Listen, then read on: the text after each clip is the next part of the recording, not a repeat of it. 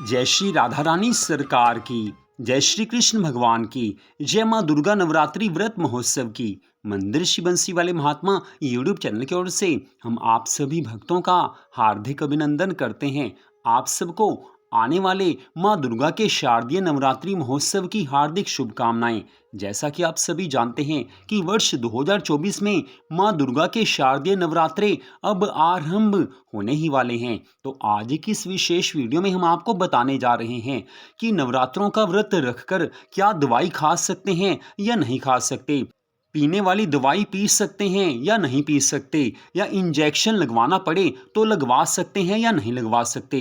क्योंकि ऐसी कई बातें मन में आती हैं। नवरात्रों का व्रत रखकर अगर हम दवाई खाते हैं या कोई दवाई पीते हैं या इंजेक्शन लगवाते हैं तो इससे हमारा व्रत टूट तो नहीं जाएगा, व्रत भंग तो नहीं हो जाएगा। ऐसी कई बातें मन में आने लगती हैं। तो ऐसे ही कई प्रश्न हमसे लोग पूछते हैं, कमेंट करके पूछते हैं, फ़ोन करके जानकारी लेते हैं।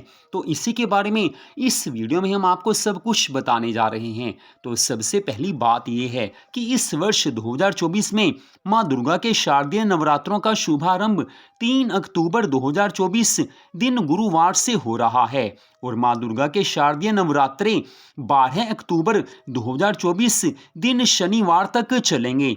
11 अक्टूबर दिन शुक्रवार को श्री दुर्गा अष्टमी का पर्व है और 12 अक्टूबर 2024 दिन शनिवार को महानवमी है और इसी दिन विजयदशमी अर्थात दशहरे का त्योहार है। तो अब हम आपको यहाँ पर बता रहे हैं कि नवरात्रों का व्रत रखकर दवाई खा सकते हैं या नहीं खा सकते। तो हमारे हिंदू धर्म ग्रंथों के आधार पर हम आपको सारी जानकारी देने जा रहे हैं। तो सबसे पहली बात यह है कि भक्त पूरी श्रद्धा भावना से माँ दुर्गा के नवरात्रों का व्रत रखते हैं। नवरात्रों का व्रत रखकर माता रानी की असीम कृपा मिलती है, मनोकामनाएं पूरी होती हैं।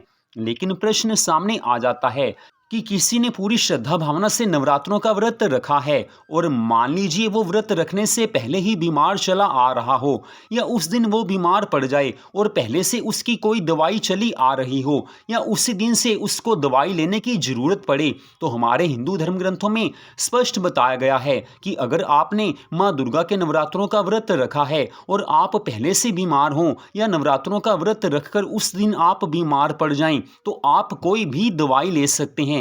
जी हाँ, खाने वाली दवाई आप खा सकते हैं, कोई भी पीने वाली दवाई आप पी सकते हैं, इंजेक्शन लगवाना पड़े तो आप लगवा सकते हैं। क्योंकि इसके बारे में स्पष्ट बताया गया है कि आपने पूरी श्रद्धा भावना से माँ दुर्गा के नवरात्रों का व्रत रखा है, आपका शरीर अस्वस्थ हो चुका है, शरीर बीमार है, लेकिन आपकी श्रद्धा भावना पूरी है, आपका भगवान के प्रति प्यार पूरा है, माता रानी के चरणों में आपका पूर्ण प्रेम है, लेकिन शरीर अस्वस्थ है और शरीर को स्वस्थ रखने के लिए कोई भी औषधि लेने की मनाही हमारे हिंदू धर्म ग्रंथों में नहीं की गई है। आप कोई भी औषधि अर्थात दवाई ले सकते हैं, क्योंकि दवाई या औषधि आप खुशी से नहीं ले रहे हैं, आपने अपने शरीर को स्वस्थ रखना है और शरीर स्वस्थ होगा तभी तो आप अच्छे से व्रत को निभा सकेंगे, तभी तो आप अच्छे से व्रत को रख सकेंगे।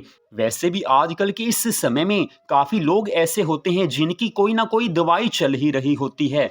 तो माँ दुर्गा के नवरात्रों का व्रत उन्होंने पूरी श्रद्धा भावना से रखा है, तो दवाई आप ले लीजिए, आपका व्रत भंग नहीं होगा, व्रत नहीं टूटेगा। पीने वाली दवाई आप पी सकते हैं, खाने वाली दवाई आप खा सकते हैं, इंजेक्शन की ज़रूरत पड़े तो आप लगवा सकते हैं। आप बिल्कुल भी इसके बारे में मत सोचिए, आपके व्रत का आपको पूरा फल अवश्य मिलेगा ही मिलेगा, क्योंकि भगवान तो श्रद्धा भावना को देखते हैं। आपकी श्रद्धा पूरी है और ये श्रद्धा का ही एक अंग है कि आपने व्रत रखा है, और व्रत तभी अच्छे से आप रख सकते हैं अगर शरीर आपका बिल्कुल फिट हो, शरीर ठीक हो। तो शरीर को स्वस्थ रखने के लिए दवाई आप ले लीजिए, व्रत भंग नहीं होगा, व्रत नहीं टूटेगा। तो इस बारे में सारी जानकारी आपको हमारे हिंदू धर्म ग्रंथों के नियमों के आधार पर दी गई है। तो आज की इस वीडियो को आपने देखा, आप सबका हार्दिक धन्यवाद। भगवान श्री राधा कृष्ण जी की, माता रानी की अनंत कृपा सदा आप सब पर, आपके परिवार पर बनी रहे, इसी मंगल कामना के साथ जय श्री राधा रानी सरकार की, जय श्री कृष्ण भगवान की, जय माँ दुर्गा नवरात्रि व्रत महोत्सव की। जय जय श्री राधे, जय जय श्री राधे, जय जय श्री राधे श्याम।